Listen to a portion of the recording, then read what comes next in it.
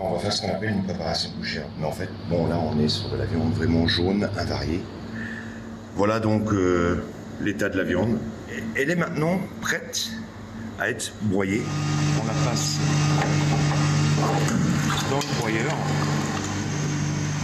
Et ça va devenir donc de la chipolata parce qu'on va l'épicer. Voilà les épices. Donc, on le verse dedans, comme ceci. C'est que tout simplement le goût, les épices vont remporter sur le goût amer et sur le goût poisseux de la viande. Et donc, le tour est joué. Alors, Laurent, vous avez même évoqué une anecdote qui a beaucoup fait réagir sur les réseaux sociaux. Elle concernait les familles musulmanes ou juives qui peuvent être piégées si, par exemple, elles achètent de la viande de bœuf en supermarché. Vous avez parlé qu'il peut y avoir... vous avez dit du porc. Oui, tout à fait. C'est-à-dire que dans la machine à hacher, j'ai rencontré souvent des bouchers qui, en fait, préparaient le matin les chipolatas, parce qu'il n'y en avait plus en rayon, parce qu'il fallait les faire, et puis après faisaient le fil américain.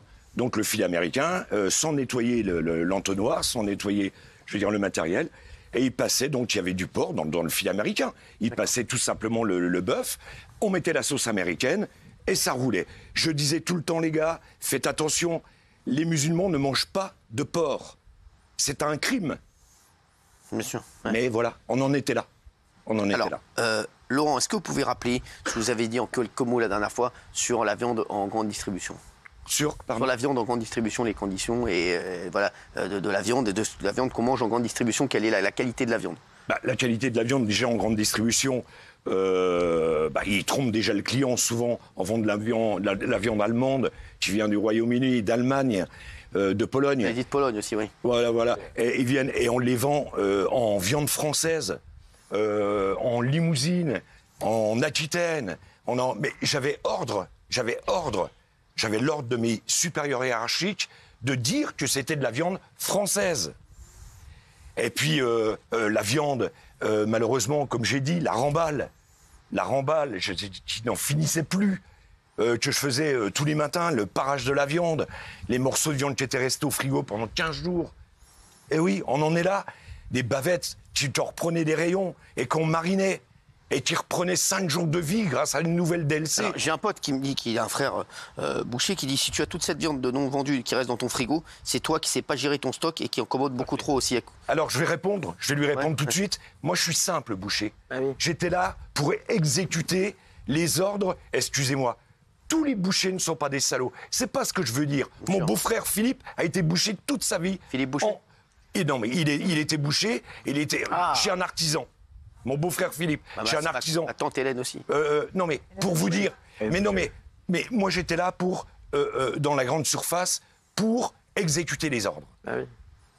Et il n'y a pas un chef, j'ai bien dit pas un chef, avec qui je n'ai pas fait de la remballe et de la saloperie. Non. Il n'y en a pas un. Et c'est pour ça que j'ai écrit 30 ans de saloperie. Non mais toi, 30 ans de saloperie. Alors, il y a Mickaël qui est avec nous. Qu'est-ce que vous répondez à ceux qui disent que la viande de supermarché est dangereuse ?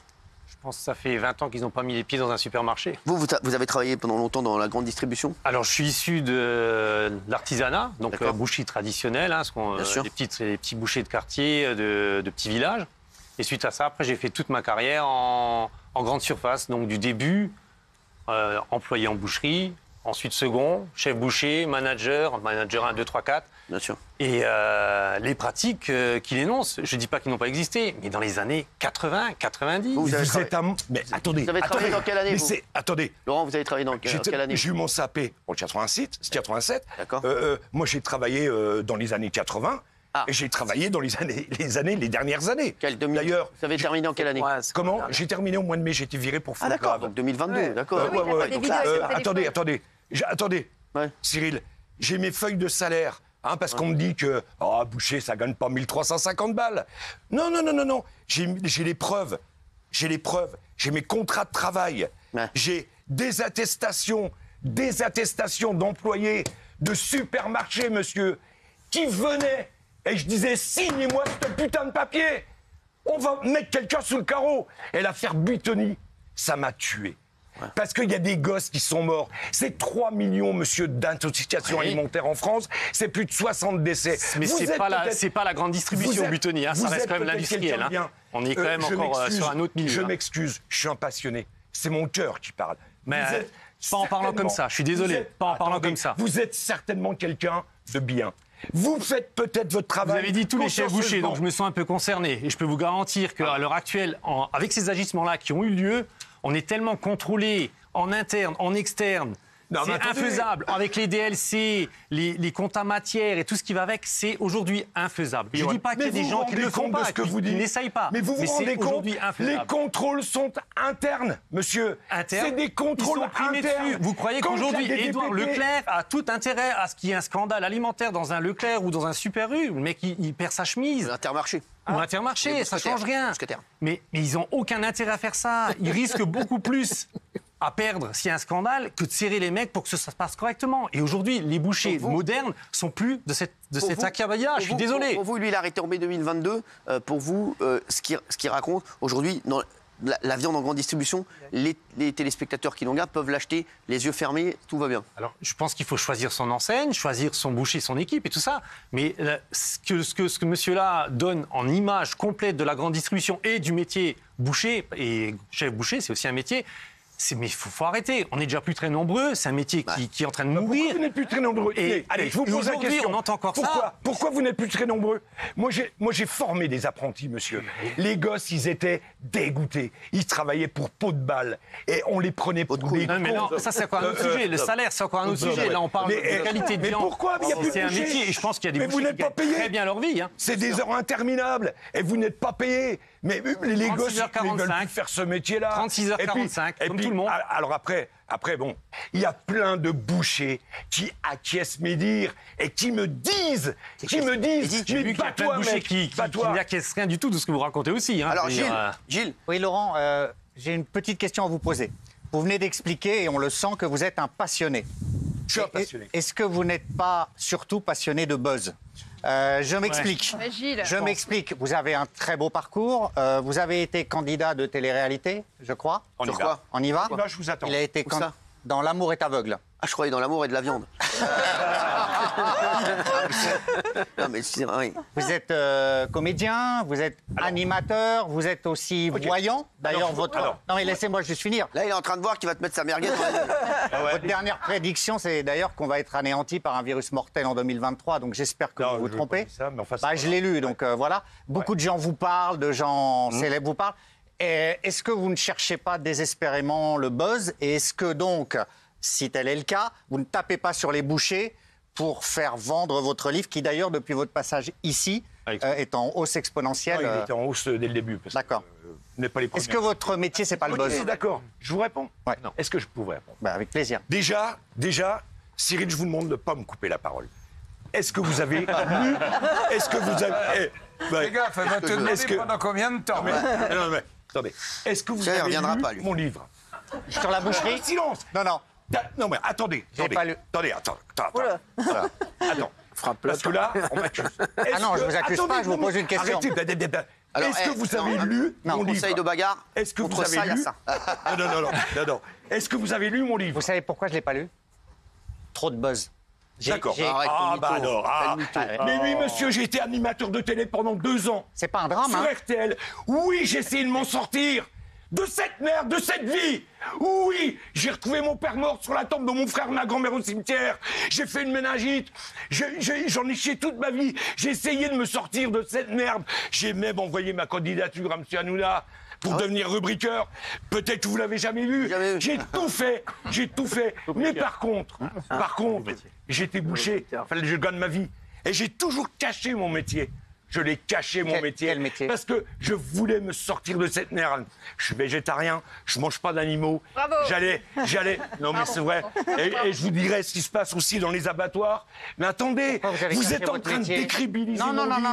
Je vous pose des questions. Pourquoi vous avez caché votre métier? C'est une fierté d'être boucher. C'est une honte ce que vous venez de faire devant tous les Français. Et pourquoi? Parce que je suis pas un menteur. Parce que trop d'animaux sont tués tous les jours.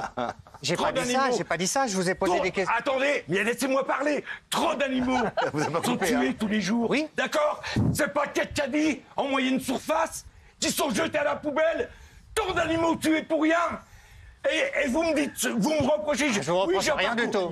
Oui, j'ai un parcours personnel. Oui, j'ai un parcours personnel et je le revendique. Très bien. Il vous a posé une question. Merci, non mais j'ai pas envie que ça parte en autre boudin. Pas le boudin, pas le boudin, pas le boudin. Vous entendez Laurent sur ce que je viens de dire. Bah, moi, pour une fois, depuis que je suis votre émission, je vais être d'accord avec Gilles. Je me sens pas bien. Je me sens pas bien. Je me sens pas bien. Incroyable. C'est la coupe de cheveux, ça. Et je vais encore répondre une chose à ce monsieur. On n'est pas nombreux en boucherie. On cherche énormément de bouchers parce qu'il en manque. On est d'accord là-dessus. Il manque beaucoup de bouchers. Il y a une chose qui s'appelle le droit de retrait. Le droit de retrait. Moi, personnellement, on me force à rien. Si j'estime que ce que je fais est mal, je ne le fais pas. Vous allez me dire, j'ai besoin pour vivre, mais dans le cas là, il y a assez de bouchers, tout le monde cherche des bouchers. Ça me plaît pas, c'est dégueulasse, la farce que vous repassez là et ainsi de suite, c'est dégueulasse. Je quitte, je pose mon tablier. Faites votre misère vous-même, j'ai ma conscience propre. Du travail pour les bouchers. Vous avez continué, vous avez filmé. Vous avez écrit un livre. Si c'est pas pour faire le buzz, c'est pourquoi. En plus, vous avez alerté personne. On n'a jamais entendu. On vous a jamais entendu dire là-bas c'est une misère. Rien. Pour moi, vous êtes complice et acteur. Ah, pourtant, le rédacteur en chef ici, j'avais déjà envoyé plein de photos. Ah ouais. J'avais déjà envoyé plein de photos. C'est Théo. Non. Après, vous savez, moi je dis honnêtement et devant toute la France, je dis, monsieur, comment c'est votre nom? Eh ben moi, je vous applaudis. Et on peut l'applaudir tous ensemble parce que continuez à aller dans les supermarchés, continuez à croire ce monsieur qui est certainement un bon boucher, qui fait bien son travail. Mais continuez. Il y a eu un malheur chez Buitoni. Je peux vous promettre, je vous le promets, j'ai manqué de faire mourir une personne. À cause de mes chefs, parce que tu filmes, mais parce que mon chef, il vient dans le frigo. Non, je suis pas d'accord. Ouais, il y a un moment. C'est pas possible, le mec qui met en barquette, le mec qui coupe la viande, le mec qui vend. Si c'est vous le responsable. Personne ne vous a mis un couteau sous la gorge et dit tu vas vendre le périmé. C'est le supérieur qui est responsable. Mais supérieur dans la gestion, dans l'organisation, pas dans la magouille. Mais là, ce que vous dites, on est sur notre dimension là.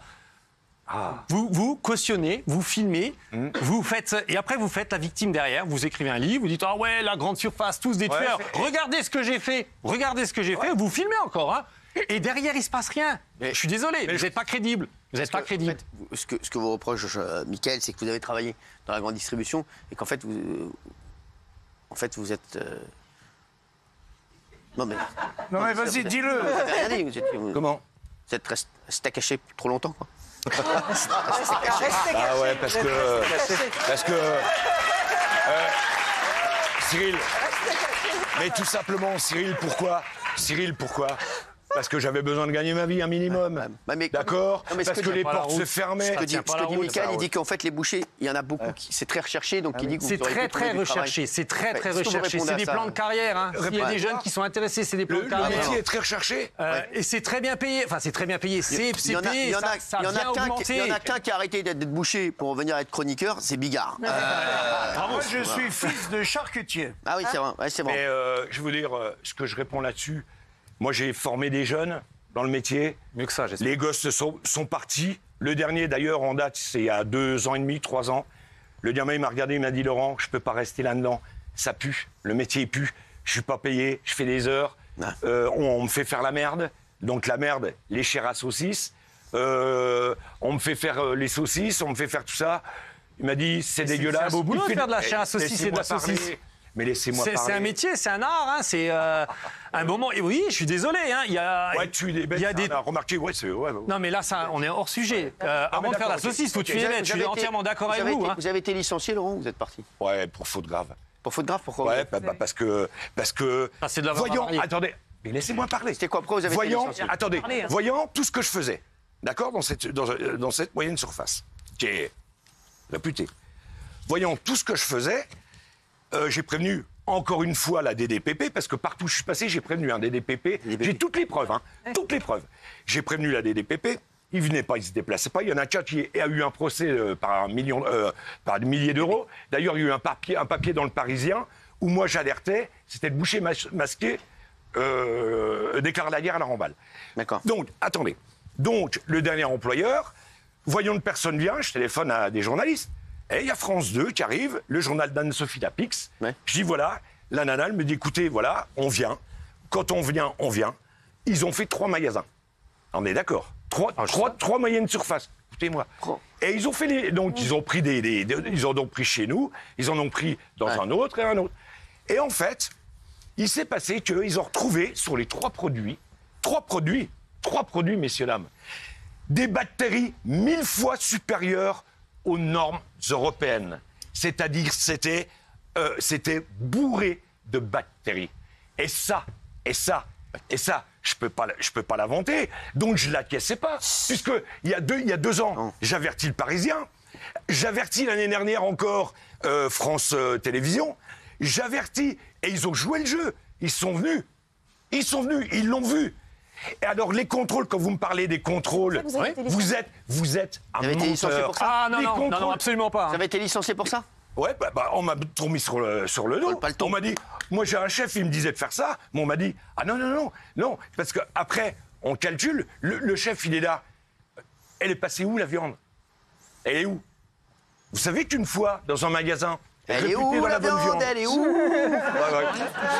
Vous savez, une fois, C'est Christophe Maché. Ouais. Oh, il est en forme. Vous savez, une fois, je vais vous raconter quelque chose, messieurs, dames, ça vaut le coup. Mais pourquoi? Je suis dans une moyenne, dans un magasin qui vend de la bonne bidouche, vite fait. J'arrive, le mec qui est pas là, je regarde sur le plateau de la machine à hacher, pour faire les steaks hachés, plein de viande. Bon, ok, je regarde et tout, la viande, elle était plus froide, tout ça et tout. Je prends le coup de fouet à la poubelle. Ouais. Il est venu, je vous le limite, hein. Le mec, il est venu, il est où la viande hein? Il est où, t'as tout vendu? Je dis non, j'ai mis à la poubelle, cette viande. Il est parti à la poubelle. Il a repris la poubelle. Il a repris le truc, d'accord? Il a pris la viande, il a pris une caisse, il a dit, clac, et il a pris un morceau, il l'a mis sur la balance.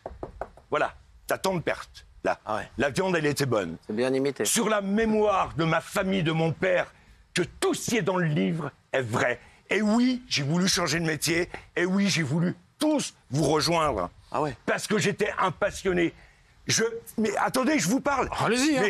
Mais finalement, monsieur, finalement, on se dispute pas. Puisque moi, j'aime les gens. Et je suis là aujourd'hui pour les avertir. Après, un passionné, il ne change pas de métier. Il ne cherche pas à changer de métier. Hein. Comment? Quand on est vraiment passionné par son métier, on ne change pas. Ah, jamais. On essaie de faire changer les choses, mais on ne change pas. Et les choses ont évolué. Je suis désolé, les choses ont énormément évolué. Les gens. En grande distribution, il y a un contrôle interne qui est réalisé par le chef et par les équipes. Prise de température, DLC dans les frigos, et ainsi de suite. Et d'ailleurs, c'est bien établi parce qu'il y a des fiches où on doit remplir avant de prendre un poste. Deuxième point, il y a, à l'heure actuelle, dans la plupart des grandes surfaces, je vais dire 90%, il y a une fille ou il y a une personne qui s'occupe du contrôle qualité. Elle est formée au contrôle qualité. Donc elle tourne dans tous les rayons, pas que la boucherie, dans tous les rayons. Elle valide pas, elle fait son tour. Suite à ça, on a des contrôles de chez Agroanalyse. Ouais. Selon les notes reçues, ils passent plus ou moins de nombre de fois dans l'année. Si les notes sont mauvaises, ils passent régulièrement. Si les notes sont bonnes, ils passent 3-4 fois dans l'année. Il y a des audits internes, donc ils appellent, bonjour, Agroanalyse, on va faire un test, c'est un audit, profitez pour poser les questions qu'il vous faut pour avancer. Et suite à ça, on a le contrôle Eurofin. Donc ça, c'est des contrôles qui sont internes à la grande surface, et les mecs, ils passent, ils ne préviennent pas, ils sont notés. Les chefs bouchers, la plupart, sont primés là-dessus. C'est bon pour aujourd'hui. Sont primés là-dessus. Donc ils ont tout intérêt à ce que ça se passe bien. Ouais. Je suis désolé, ce que vous racontez, je ne dis pas que ça n'a pas existé. Mais là, je dis qu'aujourd'hui... C'était dans les années 80. Ouais, c'est vrai, 70. 80, 90. Merci. Le changement, ça a été à la vache folle. Merci à vous deux. Merci.